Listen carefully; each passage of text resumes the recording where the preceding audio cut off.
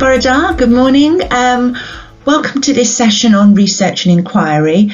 The aim of the session is to really give you a starting point on what we mean by this term.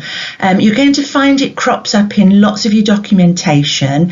When you're on clinical practice, you'll have lots of blocks of time that are designated for research and inquiry. So it's quite important that you understand where it's come from and what are the expectations on you. Okay, so here at Cardiff Partnership, we provide high quality teacher education, and it comes about by assuming certain things. First of all, we're going to assume that you are intellectuals. You will be treated as intellectuals. And as intellectuals, you will be able to develop and employ an inquiry stance to your work. So when you're on clinical practice, you will be curious, you will be interested, and you'll want to study what's going on so that you develop. And this will allow you to make meaningful contributions to developing your professional knowledge base, but also the professional knowledge base of those people around you. You will have an effect on other people, not just yourself. And this is very much in line with what the Universities Council for the Education of Teachers, USET, which is a sort of umbrella organisation for teacher education, have said they're quite fundamentals. This idea of being intellectuals, using an inquiry stance to investigate your practice and develop your practice, and this ongoing professional knowledge-based development. So if you can remember the professional standards presentation that I did, I talked about John Furlong and the report that he put out about developing the Welsh workforce so that it was fit for purpose. And a couple of the things that were in that report I think are quite pertinent to thinking about why research and inquiry is so important for you this year and through your professional development or through your career. And a couple of the things that were in that report, which I think are very relevant, is this ability to be able to evaluate and use different sorts of evidence to bring about improvement. You need to be able to develop that skill so that you can look at evidence and you can decide how appropriate it is for your situation for helping your pupils with their learning. And the other one that I thought was quite interesting is this idea of using evidence that is drawn from best practice. So, what is happening in other parts of the world? So it's not just Welsh centric. We're going to look to other countries to see what are you doing, what's successful, could I translate that, could I use that here? So those were things that John was suggesting in this report in 2015, but they've been incorporated into professional learning for teachers now. And I think that's interesting when we go back to professional standards, that you say actually within professional learning part of the standards, the first two descriptors, the wider reading and research findings, developing professional networks and communities, you have to show evidence that you are involved in this, that you have a capability in those areas. And we're going to help you develop that this year. So research and inquiry is a significant feature of educational development in Wales. The new national approach to professional learning for education recognises the need for teachers to be provided with opportunities to develop their practice, to enable them to influence, design and deliver the new curriculum. And this approach has just been reinforced by the recent National Strategy for Educational Research and Inquiry, NSER, through a vision document from Welsh Government. And again, it emphasises the need for academic research and practitioner inquiry to enable the evidence-informed educational development that we want. Now, all schools in Wales are involved in research and inquiry to some extent, and it's become an expectation of the profession. However, as with the national curriculum, schools are at different stages of development here, and you'll find that when you go into schools. Now, the little video that you watch next just gives you a very basic overview of this approach. It's a very short video. Education in Wales is changing. At the heart of this change is the new curriculum and its 4 purposes. Schools will have much more freedom to design school-level curriculum through pedagogical approaches that respond to local needs and the learning needs of all pupils. So the new curriculum and the need to develop a school-level curriculum we'll call on all practitioners to revisit and refresh their skills to bring it to life successfully for pupils. Professional learning pioneer schools have been exploring and trying out new approaches for the new curriculum. In Wales, we are designing a fresh, evidence-informed national approach to professional learning. It will be enacted regionally to meet the needs and aspirations of practitioners. So what is happening? National approaches for science and technology, maths, languages and creative arts are already in place. Consortia already make professional learning available to practitioners and leaders, just as schools do through INSET. All will benefit from the new approach. Pedagogy for professional learning will be applied using a 4-part model: collaboration, reflective practice, use of data and research evidence, coaching and mentoring. The new professional standards will help practitioners reflect on practice and celebrate success, individually and collectively against national standards. Identify learning needs, not least in light of the new curriculum and additional learning needs reform. Discuss learning needs and performance with school leaders. And create their individual professional learning journey. At school level, use of the schools as learning organisations model will help create, share and exploit learning opportunities in schools, between schools and with outside organisations. Working collaboratively means experience and creativity is shared. Learning is most effective when teachers, leaders and schools work together across clusters and networks to identify and address their needs. And schools can assess how well they're embedding the culture and behaviours by using the SLO self-assessment surveys and evaluating their strengths and areas for development, which can be shared with other schools if they choose. Taking account of all this, a professional learning blend will be available through the regions, universities and other providers. It will be flexible, accessible and grounded in practice.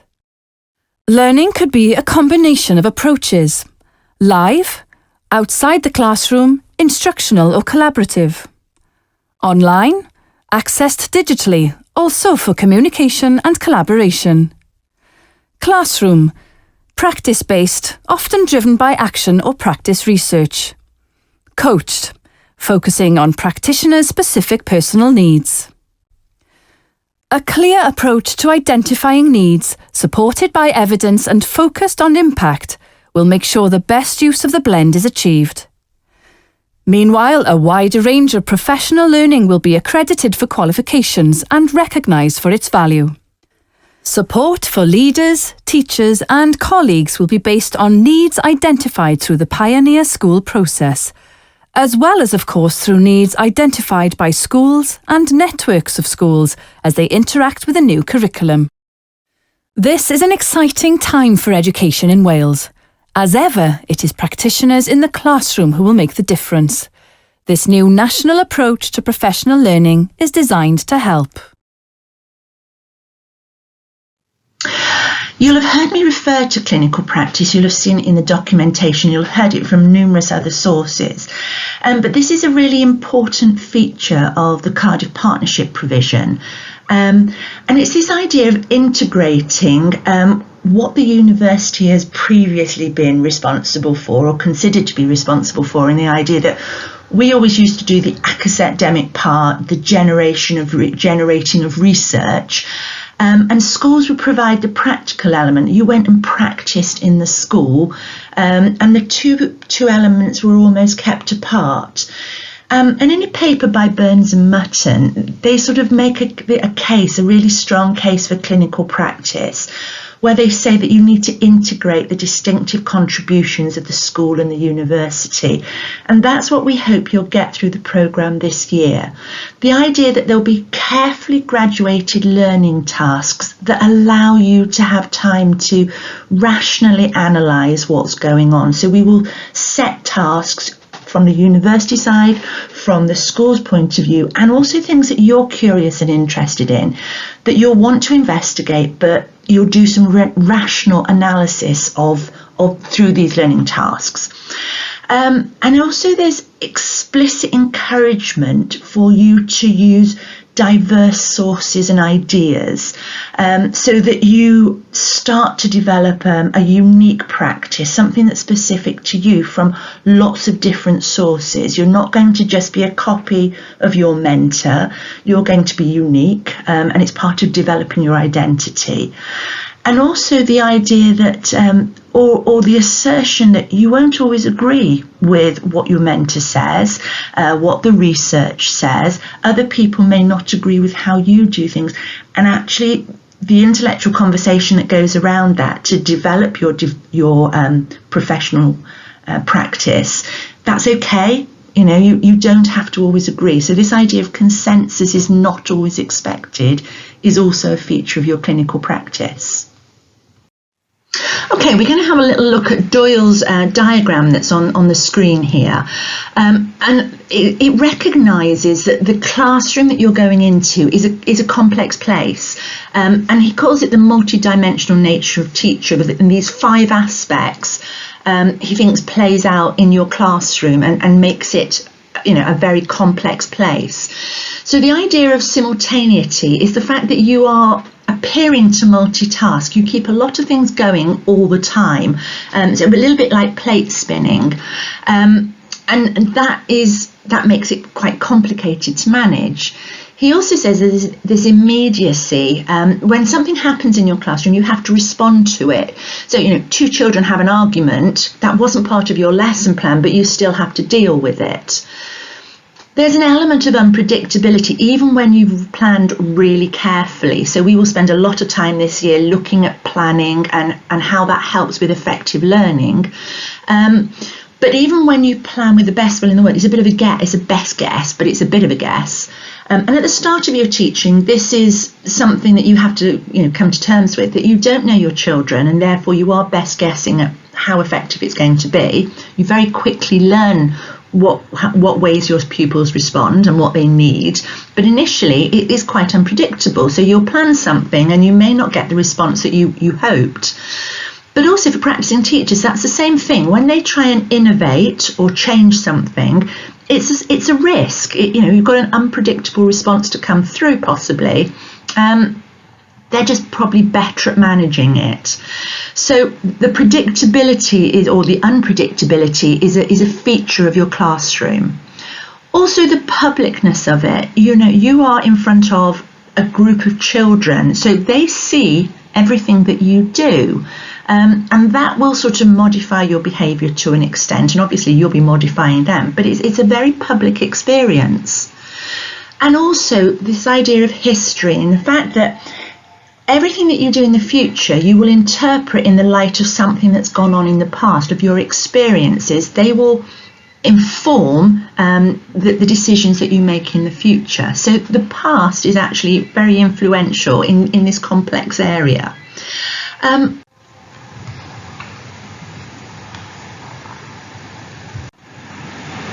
So I think the quote that's on the screen on top of the diagram is really about why research and inquiry is so important. We can't just give you the answers. We can't tell you that if you do this, this will happen, because it's much more complex than that. So the idea that we can just fill you with the answers, it doesn't work. You have to research, you have to inquire to come up with the answers that suit you and your classes. And I like this bit about the swampy lowlands. I called it a messy environment, but it's actually the sort of practicalities, the nitty gritty, the dirty hands part, where these issues arise, and you can't simply say, if you do this, this will happen, because you're unique and your children are unique. So it is a very, very complex environment, which requires you to really unpick it, and that's where the research and inquiry comes into play. So if we are going to research and we are going to inquire, we want to develop our knowledge, and knowledge is going to come from various sources. And this point Burns were making is that we've got to embrace these variety of sources to develop ourselves as practitioners. And on the screen, you can see a continuum that McIntyre has devised about where that knowledge might come from.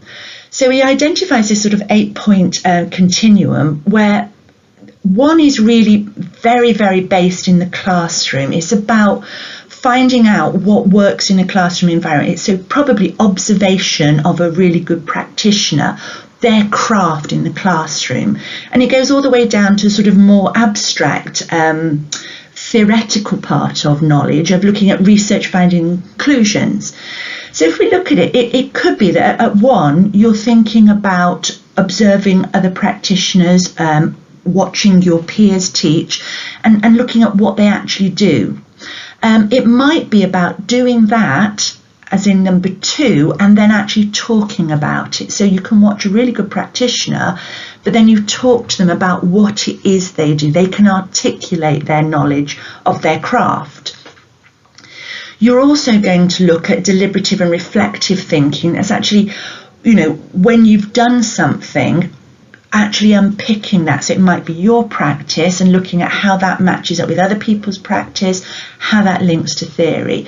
So that reflective thinking about what you've done in the classroom. You will get a chance to do some action research this year. So actually putting in an intervention and trying to change what you're doing. But that's informed by the practice that you've had and some connection to theoretical literature, some research literature. We've also got other knowledge now that's being generated by groups of people in schools or networks across schools that are actually looking at very specific things to do with education that they're trying to develop. You've got sources with practical suggestions like the TES or your subject-specific teaching journals that will give you practical things that you can do, but they're based on research findings. You've got reviews that people do of themes. So it might be there's a whole series of literature around assessment for learning, for instance. And then you've got very specific research papers that have findings, that have conclusions that would suggest if you do this, this is a consequence. But they're more abstract, so they're probably done in isolation, in individual classrooms, in individual schools, and you have to make a decision about would that work in your situation, or what would you have to do with that to make it work in your situation. So a little bit more theoretical. So you've got this range of places that you could acquire knowledge from, and over the course of this year and into your developing career, you will be using different types of these knowledges. I don't think knowledges is a proper word, different types of knowledge. Okay, one of the things that we do with teaching is once we've given information and we want to check if people have understood it, we get them to apply it to another situation. So we're going to use that apply technique here. So you've got your continuum. I'm going to give you a couple of scenarios and ask you to use the continuum to say, well, what might you do in this situation? So the first one is, this is going to be something that I think would happen to you perhaps towards the start of your teaching experience, is that you've got a number of teaching resources to give out and collect in your teaching space, and actually you've got no real experience of doing this organisational aspect, but you have been told that the organisation at the start of a lesson can make or break it. So how might you find out how to manage this situation effectively and efficiently? If you go on to the next, when you go on to the next slide, I've given you the list again, and I'm going to give you time to think about it. Okay, so use the continuum. I'm going to give you a minute. How might you develop your skills around that scenario?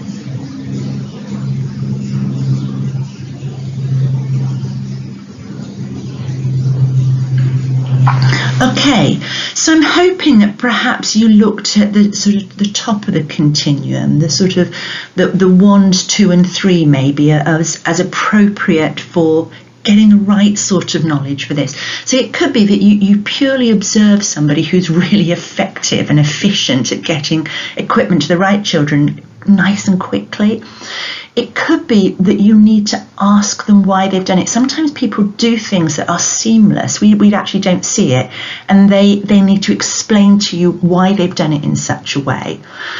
And it could be that you watch something that perhaps isn't good practice, but because you have a conversation around it, that deliberate reflective thinking, you work out what it was that could have been done that would have made it more effective, more efficient. So in this situation, we're probably much more practice-based at using maybe 1, 2 and 3. I could develop my knowledge for this situation, become more effective. Okay, let's try another one and sort of just again apply that continuum and see what you think might be an appropriate course of action if you were going to research or inquire into how to develop your skills.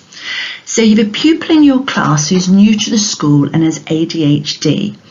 And you're curious about what this means for this pupil and have no prior experience of dealing with this disorder. How do you find out how to effectively support this individual? Okay, here's a continuum again. You've got your child with ADHD. How do you develop your skills at working with this individual? Have a minute to think about it.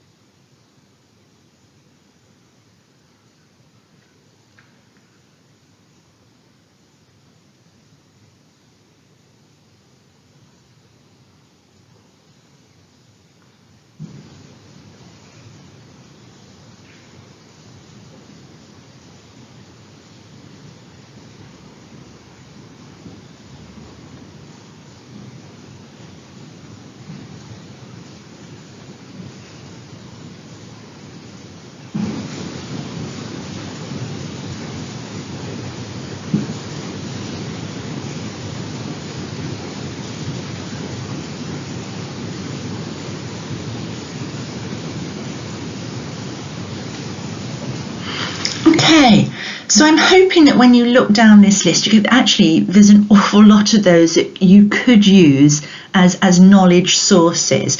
So it could be that you observe somebody working with this child who actually has experience. You could watch them and you could ask them to articulate that. Also, you've got somebody like a Senko in your school or an Elenko who will be able to articulate to you what are sort of general things that could be done around supporting your ADHD pupil. Clearly, there's reflective practice. There's people who will have operated, have thought about it and just said, actually, when I do this, it works for this reason, but then I change that. So they've gone into that sort of reflective cycle of working with a child with ADHD. You may find that there are people doing action research on, I put in interventions and the consequence of those interventions. And then you're going into more theoretical aspects where you go, there will be research papers and subject-specific information about working with children with ADHD. So there's a whole variety of sources that you could go to develop your knowledge. It can be sometimes that there is limited knowledge actually within the classroom for that. So you will need to go to the more abstract sources and then make sense of those for yourself to develop your practice. But the continuum might help you think about how you're going to find out the right sort of places, sources to go to develop your skills. This is all part of your research and inquiry process. Okay, so what are the benefits of research and inquiry? I think one of the fundamental things is we understand our practice better and we identify ways to improve it. It also buys you, we create space. By doing research and inquiry, give ourselves some space to look at the ways we're working and then maybe make some adjustments as a result of that. think for some people it can be very transformative as well. This idea of being critical and reflecting on what we do can actually have a significant impact on our practice. So for practicing teachers, it's really important. And then there's this idea of professional growth by challenging or disrupting our thinking and looking at those things that are ingrained in us. So again, for practicing teachers, this is really important. And at the start of your career, the benefits are you're developing. For people who've developed quite a lot, this disruption part means they get the chance to develop again. But for all of us, if we are effective, then our pupils benefit from it. And this is the whole idea of research inquiry. It makes us stronger, and therefore as stronger practitioners, our children's chances of learning are improved. Okay, so you will be encouraged this year to undertake research and inquiry activities at various stages and in different guises. So there are sort of 4 probable elements to this. There's your school-led training day. So when you do a school-led training day, at the end of it, you will be set tasks to do, which will be based on the theme of that day, but going back into the school where you're doing your clinical practice and investigating that. So you're going to go back into your school and inquire. You'll have subject and phase directed research and inquiry activities. So for me as a PE specialist, I will set my PE students various tasks to do over the course of the year. I think there'll probably be 4 of them, where we'll look at something very specific and I'll ask them to investigate around that. So depending on your subject and your phase, your research and inquiry task will be related to what the experienced person in the university thinks is important to you at that stage of your development. You'll also do research and inquiry based on your teaching and learning observations. So your mentors in school will suggest areas where you maybe want to develop, and that will form the basis of you doing research and inquiry tasks. So say, for example, you're on one of your learning and teaching progress forms, your mentor had suggested that your use of differentiation with a certain group needed to improve because actually you weren't hitting the variety of children in there. That could be the focus of a research and inquiry task for you, because it comes off the back of some feedback that you've been given that directs you as to what you need to develop. And then finally, there's bespoke research and inquiry activities. And these are very, very specific to you. So really, a little bit in the way that the learning and teaching observation ones would be. These are about you identifying things that you think you want to develop. Now, it could be because you're just curious. It's something that's really interesting to you, so you want to investigate it. It's not something that somebody is saying you're not very good at. So, but it's important to you. There could be things that you're not very good at that you could actually would be really sensible to use some of this research and inquiry time to look at different forms of knowledge that will make me stronger in this area. It could be something that somebody else says to you, you really do need to improve on this aspect. So it's not just on a formal observation form. It might be something that's come through informal conversation. It could be something that your university's tutor suggests is something that would be an interesting thing to inquire into. So the bespoke ones are very personal, and this is really important because as a professional you direct your learning. So I think the bespoke activities, feel free to use them to develop yourself in the things that you think are important. There'll be direction from other people as well, but you are really important in this process. Emma and Tom will talk about this in more detail in a future session. So there are a number of ways that you can undertake research and inquiry tasks, and the nature of what's under investigation makes certain approaches appropriate more so than others. And I think having that continuum helps you think about, well, is it very practice-based, or do I need something a little bit more abstract, or do I need a combination of those things? But I'm just going to go through a list of possible ways of inquiring and researching things that you're interested in or things that other people set you to look at. So it could be that you're observing experienced teachers with different classes and just looking at the observation of their learners.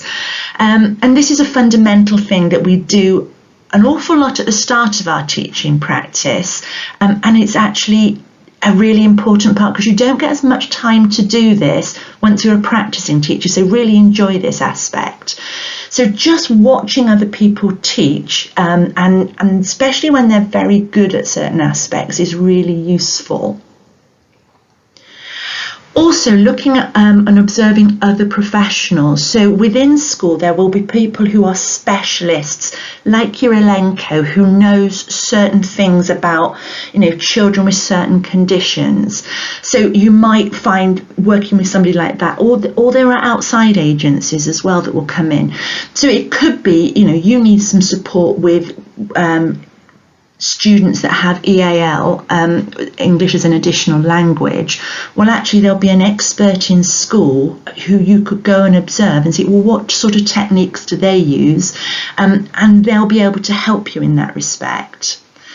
I said you're going to be taught, you're going to be treated as intellectuals, so reading is a fundamental part. And some people really enjoy this aspect and some people are less willing to involve themselves in it. It's absolutely critical that you read what other people are saying, and you can then agree, and you could have a sort of discussion around what you're reading. You may not agree with it all.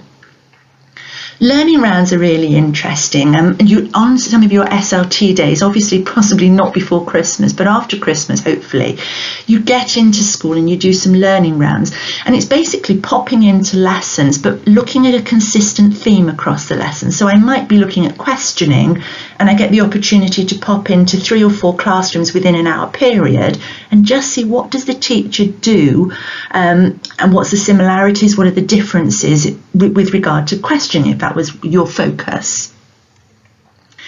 Lesson study is when you design a lesson and deliver a lesson with somebody else, and then you unpick what you've found out from it, your reflections on that, but with another person. So studying a lesson, and it might be in the planning phase, the delivery phase, or the evaluation phase.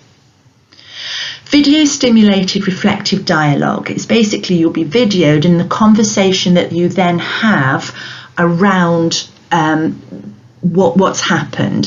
So usually with a more experienced person, but not necessarily. I mean, it could be that a group of you in a clinical practice school or an SLT school watch a piece of video and then actually have a discussion around what you're viewing. We use data. Schools have so much data, but gathering and analysing data from school, or it might be something that you've collected as part of a research project that you're doing. So you will conduct a small piece of research. Well, actually using that data to identify trends, spot interesting things, again, would help inform you better. Also, the idea of presenting or discussing research findings with your mentor. I know last year some of our students, when they did one of their assignments, they actually presented back to their school what they'd found out in quite a formal setting. But they were talking about things that they had researched and then presented back. But I think for me, one of the most important things are all those things that are in the above list. They're underpinned by what we call learning conversations, focused conversations around what it is you're interested in. So it's not just a chit chat, it's actually really constructive conversation around the focus of your inquiry. So these learning conversations, they're focused on something that's stimulating, curious, or interesting. It helps you develop a bigger picture. So if I had been doing a learning round, the idea is I get a better picture of what those 4 teachers were doing around questioning. And it encourages you to explore alternatives. So if I go and talk to the person who's a specialist with EAL, then they will give me things that I would say, actually, I never thought of that. That's an alternative way of of working with these children. So I think the learning conversations are absolutely critical. On your own, you can do so much. Once you start collaborating with somebody else who's experienced, or actually just allows you to hear your own voice, it becomes much more important, or it becomes much more successful as a research and inquiry to develop your practice. So I'm not going to dwell on this aspect too much, but I think just to sort of start to familiarise you with how you're going to sort of file, I suppose, these research and inquiry tasks that you do. So you will be given a lot of help by Tom and Emma in some sessions that will come up around using your PLP, reflective practice, and how to log research and inquiry entries that you do. I'm just showing you the front page of your professional learning portfolio, and you'll get a very in-depth session on that, and we will keep coming back to it. But you'll also see that there is a tab where you will be recording the research and inquiry logs that you create. So it is formalised in a system that will sort of just build over the course of this year, and will help you to evidence standards at the end of the year.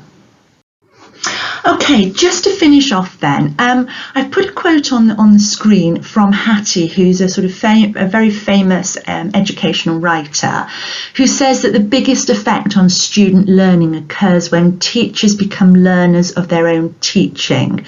And I think this really is indicating how important it is that we investigate what we do. And that's why we're starting you now with research and inquiry and telling you how important it is. But it's actually you who has to do it. And your progress as an effective teacher is down to how much you're curious, how much you inquire, how much you research your practice and that of others. But you're on the start of a very interesting journey, I think, to your own professional development. So enjoy your research and inquiry tasks. Thanks to Sally Bethel for that excellent session on research and inquiry. My name's Emma Thayer, and I am here to tell you about some flipped learning activities, which is basically some preparation activities that we would like you to do in preparation for a session that you've got at the start of October on using reflective models. Now, reflection is a big part of our programme, and it's an activity that you'll engage in regularly whilst on clinical practice. And you'll complete reflective model templates, which are basically ways that we give you to structure your reflections on your professional learning portfolio. So to gain some experience about what it would be like to complete those reflective models, we've set you some tasks to A, introduce you to reflection, and B, give you a flavour of what it will be like to complete those reflective model templates. All of the activities that I'm about to explain to you that you will do before the session as pre-work will also be conveyed on your respective Moodle areas. So for primary, that's your main Moodle area that you go to for all of your information about the programme and university sessions.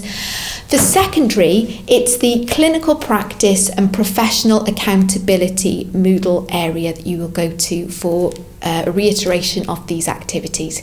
So what would we like you to do? Well, the first thing we'd like you to do is access the link to a Cambridge University website that gives you an overview all about reflection and why reflective practice is so fundamental to teachers in the classroom. The second thing we'd like you to do is to access a link where you'll find all of our 4 reflective model templates. So there are 4 for you to choose from. They're all slightly different and they've all got examples. So you've got the blank framework and you've also got an example to give you an insight into what that looks like. We would like you to choose one of those templates, and we would like you to have a go at writing a reflection based on something that you've observed or experienced during induction. Now, we're in the middle of induction at the moment, and you've got a bit more time before that using the reflective models session, where you will experience more. So we would like you to write that reflective model on something that was maybe new to you, or that you would like to think more deeply about. Maybe you had the opportunity to do a little bit of micro teaching if you're on the secondary pathway. Maybe you observed a university tutor modelling an aspect of teaching practice that you would like to reflect on more deeply. So you're basically having a practice go, a dry run at writing a reflective model formally on one of our 4 reflective model templates. So you'll then come to your session using reflective models, having read a bit about reflection and what it is, having tried it, and therefore setting yourself up to be able to talk to your peers and to hear more from your tutors about the benefits and maybe the challenges of reflecting on your practice later on the programme when you're on clinical practice.